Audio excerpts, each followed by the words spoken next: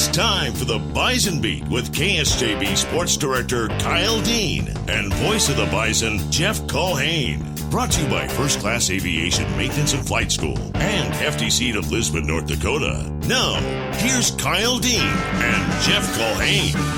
Hey, here we are for the Bison Beat for this afternoon on your Wednesday. Kyle Dean here with you. We're online today at KSJBAM.com. And joining us for one last time for this winter season, I guess it is the first day of winter, it's the voice of the Bison himself. It's Jeff Culhane. Hey, Jeff, how you doing today? Kyle, I'm doing great. Happy holidays, and hope everything's going well with you and your family. Hey, yeah, thank you very much, and I hope everything's going well for you. And can you believe it? Christmas will be here, and supposedly we're going to get a blizzard, huh? I am not shocked by that. That sounds about par for the course for North Dakota. Yes, that sounds about right.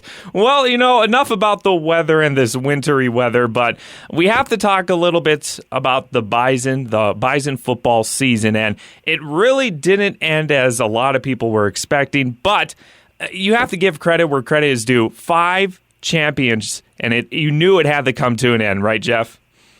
It had to come to an end at some time. You're absolutely right, and it's just disappointing. It's hard to imagine that it's been nearly a week now since James Madison came into Fargo and ended the run, ended the streak, and I think the most surprising thing is we all knew it would end, but I don't think we all honestly thought that it would end in Fargo. And a team coming in for the first time with this set of players and coaches would come in and beat the Bison and really look like the better team over 4 quarters. And you tip your cap to James Madison.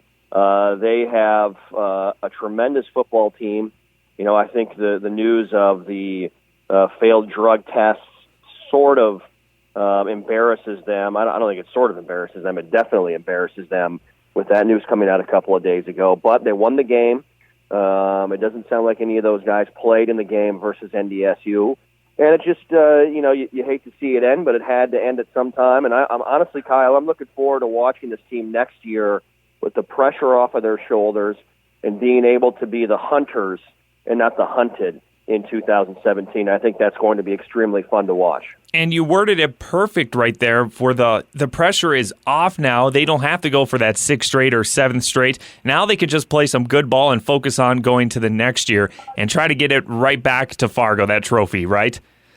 Yeah, no, absolutely. Absolutely. And this team's not going away. This is a team that loses some key pieces, but they don't lose a lot of players. You lose 3 guys along the offensive line with Big Zach Johnson, Jack Plankers, Landon Leckler.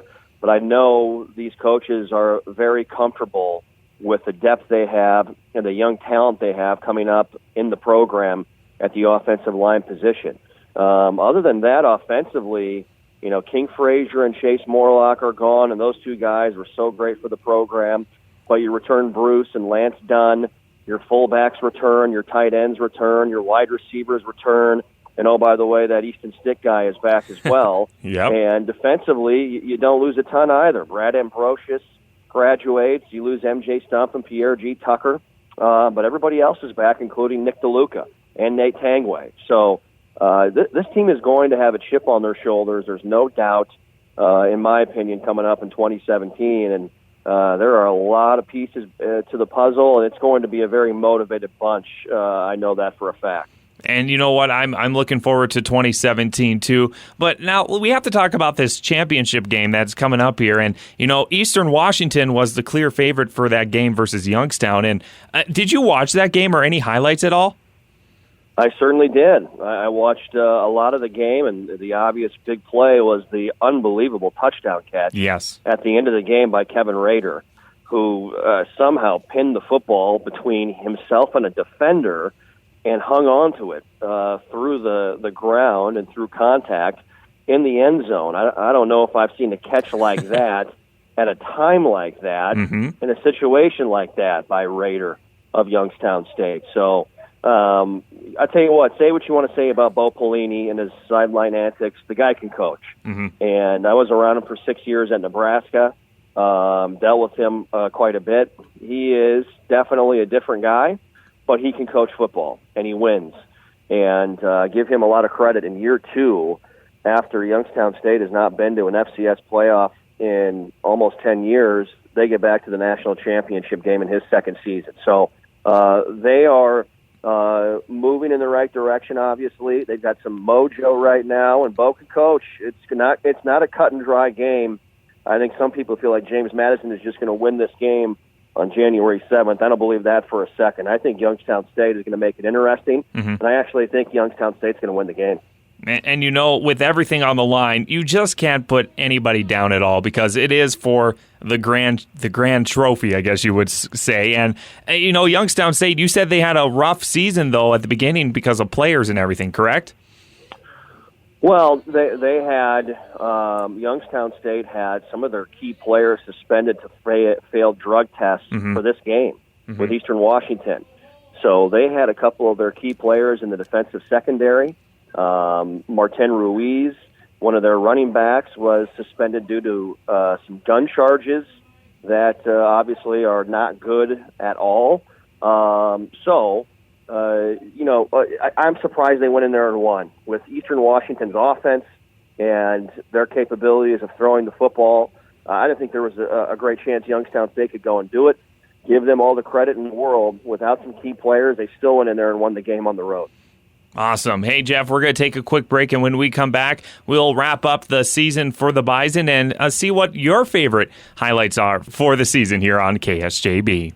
Did you ever look to the skies and dream of flying an airplane? Quit dreaming and contact First Class Aviation to schedule your discovery flight, where a first-class instructor will take you up in one of their airplanes. Call 952-1515, 952-1515. Aircraft maintenance is also available. Just call to schedule your aircraft. And they offer aircraft rental, too. Owners are NDSU Bison team makers at First Class Aviation, Flight School, and Aircraft Maintenance at Jamestown Airport. Go Bison! Don't give up on your soybeans too early. Hi, I'm Darren Hefty with Hefty Seed Company. Far too often we see yield left on the table because either the growing season just wore people down, or they simply were tired of spending more money. If a $5 investment turned into $10 to $40 in a month, would you do it? To find these opportunities, keep scouting your fields all the way until the soybeans start to turn yellow. There's a potential for a very nice crop. Don't leave yield on the table by giving up on your soybeans too early. Call 1-800-27-HEFTY for the answers to your agronomic questions. Here we are back on the Bison Beat. Thank you very much to our sponsors that have made this broadcast possible throughout the last several weeks. First Class Aviation, Maintenance, and Flight School, and Hefty Seed of Lisbon. It wouldn't be possible without you guys, the sponsors. And I think Jeff, voice of the Bison, would say the same thing, right, Jeff? Absolutely. No, we appreciate those folks and their investment and their partnership with KSJB and the Bison Radio Network and NDSU football. It means a lot. So thanks to them, and hopefully they can be a part of this next year, even though you're not going to be a part of it, Kyle. I know you're taking a new venture in your professional career, so I wish you all the best. And you're kind of like me. You kind of pick and choose to change everything all at once or have a lot of things happen in your life all at one time with the newborn and with the holidays and with a new job. So best of luck to you and your family once again. Hey, yeah, thank you very much, Jeff. And I've told everybody, I'm not done with sports. That's my main passion. It's just family comes first, and you probably understand that too, is that family's first, and you know what? My passion, it's always there for sports. So don't worry, sports world, I'll be back, right? There you go. Well, it's been a fun season, definitely for your first season as voice of the Bison. How did you think everything went, and what were some of your highlights for this past year?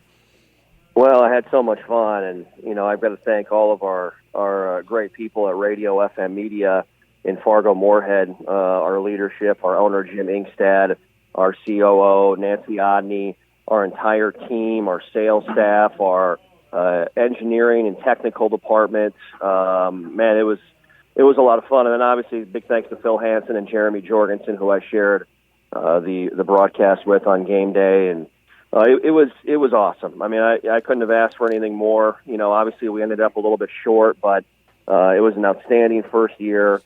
And it started off with a bang. I mean, after the Iowa game, I looked at my fiance and I said, what are the chances that the first three games of our time up here in North Dakota at NDSU would begin like this?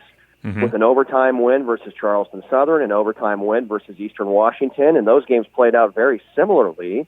And then the walk-off win at Iowa in front of 70,585 fans. And, man, it's probably 1 in a million, maybe 1 in 10 million with how those games could play out. And we're just very happy to be here and honored to be a part of the Bison football family. And Chris Kleiman and his staff were so great. The players were so great in welcoming me in, and the fan base has been fantastic. I mean, they've welcomed me in with open arms, and our goal was to continue on the excellence of Scotty Miller, and I know it's very bittersweet that Scotty's not around, and it definitely I'm sure stings at times for a lot of people, but we wanted to continue on with what he had done in the broadcast booth for Bison Nation, and I hope we did that. We worked hard at it, and it meant a lot to us because we knew it meant a lot to him and to the fans, and we took it very seriously. So my first year was a lot of fun, and I couldn't have asked for much more.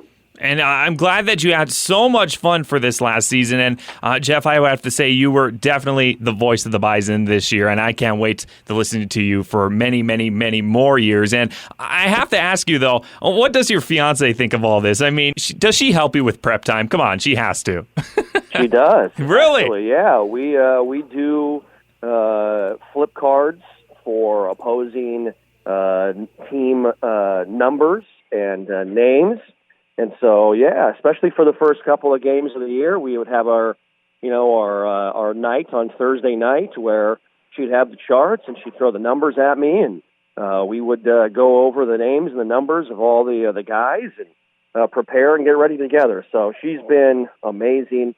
Her name is Sarah. We're getting married in July, and she moved from West Virginia to Fargo, North Dakota with me to be a part of this adventure, and couldn't have done it without her. And she has been absolutely the best. So she's been a huge part of this as well. And I look forward to sharing this with her for years to come. And, I have to say the same thing. The wives have been so supportive. My wife, Kelsey, of course, with a newborn baby named Landon. It's just been very supportive. And it's nice to have that spouse and that significant other to be supportive during what we do. You got to love sports season because guess who's gone a lot all the time? It's usually us, right? Yeah, absolutely. You got to have a strong woman in the background, and we're lucky to have those individuals a part of our lives. You're absolutely right. Yeah. Well, before we go here, I have to ask you, you're still busy doing the Bison basketball. How does that look for the remainder of the season then? Well, it's funny. I'm down here on the Northwest Regional Arkansas Airport right now as we talk to each other, and the Bison just faced Arkansas Tuesday night and played well. They played well, and they also, I think, had some moments where they didn't play their best brand of basketball. And I know they felt like they were right in the middle of that game, even though they lost 71-55. So they're going to be okay. This is going to be a team that I've been saying it all year, even though they went through a couple of bumps in November and early December. They're going to be just fine. And it's going to be Fort Wayne, North Dakota State, and South Dakota State, to me, are the favorites in the Summit League. And I think we're going to be talking about this team once again in March down in Sioux Falls as having a great opportunity to make a run to the NCAA tournament. They've got good shooters. They've got good athletes. They've got good players. It's just a matter of bringing that all together so everyone's playing their best basketball at the end of February and early March. That's what it's all about. So David Richmond's got a very good team. He's got an excellent coaching staff, and they've got a great chance to be a part and be in the mix, and I think they will become March Madness. That's awesome. And, of course, I can't wait until March Madness because I actually watched the teams when they made it a couple of years ago. And it's so much fun seeing the energy for basketball, just as exciting for football when they make the big dance, I guess you could say. So, hey, good luck for the rest of the season during basketball. And make sure you get plenty of rest, though, because you'll be busy, it looks like, for this next few months, huh? Hey, we're machines. We just keep rolling along down the assembly line, and they keep rolling us out there. We put the headsets on and go to work. All right. Well, before we go, I'd like to say, Jeff, thank you very much for joining me here for the last several weeks. And I hope we could stay connected. And like I said, I'm not done with sports, but it's nice to have a connection as somebody with the Bison every now and then, Jeff. Absolutely, Kyle. Thanks for having me. We appreciate it. And appreciate all that Jared Stevens and the folks at KSJB do for the Bison and for the Bison Radio Network. So we look to continue that partnership, and we'll definitely stay in touch. All right. Thank you very much, Jeff. And, hey, have a good rest of the season. And you know what? Bison Beat should be back next fall for NDSU Bison football. Jeff, have a good one, and safe travels wherever you're traveling here for this weekend. Thanks, Kyle. Happy holidays to you and to your family. Yeah, thank you. Merry Christmas. See you later, Jeff.